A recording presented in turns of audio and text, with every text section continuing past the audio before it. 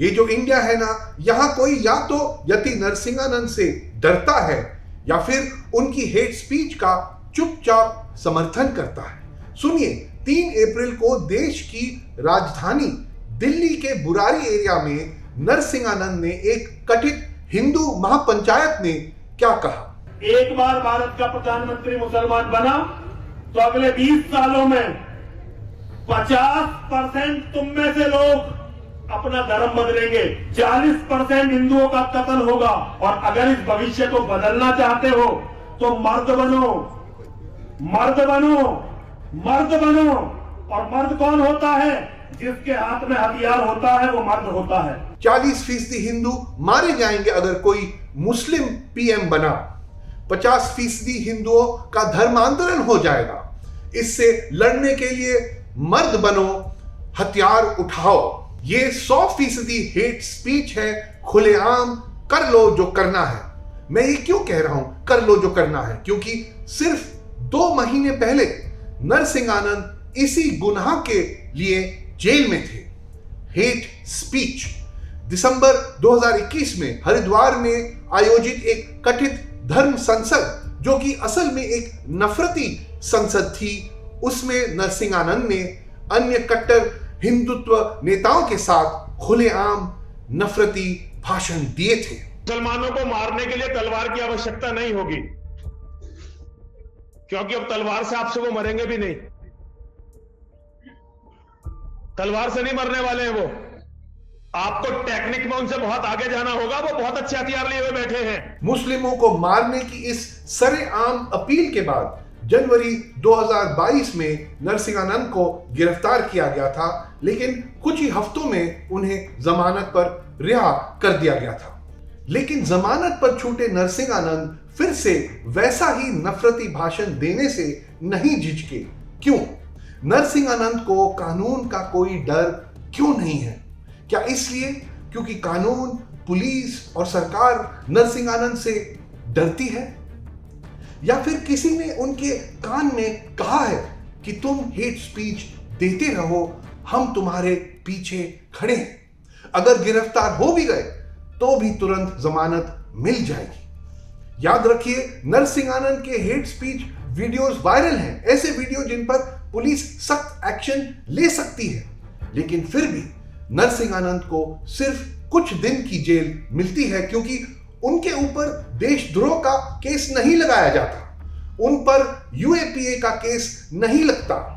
इसलिए नरसिंहानंद को आराम से बेल मिल जाती है, लेकिन एक उमर खालिद को 550 दिन से ज्यादा जेल में रहना पड़ता है। जबकि ऐसा कोई वीडियो हमारे सामने नहीं है जिसमें उमर खालिद ने हेट स्पीच दी है। इस तरह कानून का दुरुपयोग वाकई दुखद है। विडंबना यह भी है कि 3 अप्रैल की इस हिंदू महापंचायत को दिल्ली पुलिस ने इजाजत भी नहीं दी थी।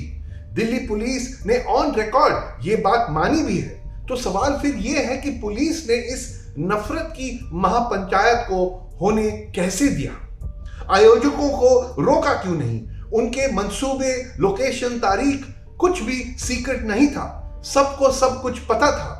दिल्ली पुलिस को यह भी पता था कि इन्हीं लोगों ने सितंबर 2021 में भी जंतर मंतर पर एक और नफरत का सम्मेलन आयोजित किया था। आप भी सुनिए। पाकिस्तान में रहना होगा,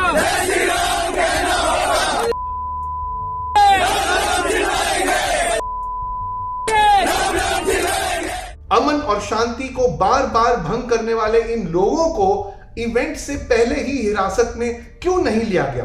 मौके पर भारी पुलिस बल होने के बावजूद नरसिंहानंद, सुरेश चौहान के समेत कई लोग फिर से नफरती भाषण कैसे दे पाए?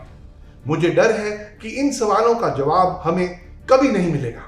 इसी महापंचायत को कवर करने गए पत्रकारों पर भी हमला किया गया। article14.com के अरबाब अली ने बताया कि भीड़ ने उन पर और हिंदुस्तान गजेट के मीर फैसल पर हमला किया। उनके फोन, कैमरा छीन लिए, फुटेज डिलीट कर दिया और उन्हें जिहादी कहा। न्यूज लॉन्ड्री के रिपोर्टर शिवांगी सक्सेना और रौनक भट्ट को भी निशाना बनाया गया। एक ट्वीट में शिवांगी ने कहा कि महापंचायत के आयोजकों में से एक प्रीत सिंह ने मंच पर से उनका नाम लिया। शायद इसीलिए भीड़ ने उन्हें निशाना बनाया। फ्रीलांस फोटो जर्नलिस्ट मोहम्मद मेहरबान पर भी हमला किया गया। उनके सर पे चोट आई है। क्विंट के मेघनाथ बोस के साथ भी धक्का मुक्की हुई। हाँ, पुलिस ने पत्रकारों की मदद की, उन्हें भीड़ से दूर ले गई।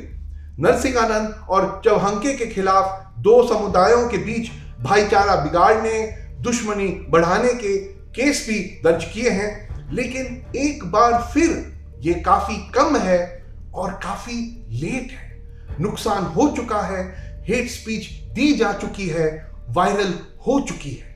प्रयागराज और रायपुर से लेकर हरिद्वार और दिल्ली तक भारत के कई सिनेमा घरों में, कर्नाटक के स्कूल कॉलेजों में, व्हाट्सएप से लेकर बाकी सोशल मीडिया प्लेटफॉर्म पर नफरत को बढ़ने की छूट दी जा रही है और कानून के रखवाले इसे रोकने के लिए तो या तो कुछ नहीं या बहुत थोड़ा कर रहे हैं। और इसलिए मैं फिर वो बात कहता हूं कि ये जो इंडिया है ना, यहां कोई तो है जो या तो यति नरसिंहानंद और उनकी नफरती झुंड से डरता है या फिर उनका मौन समर्थन करता है।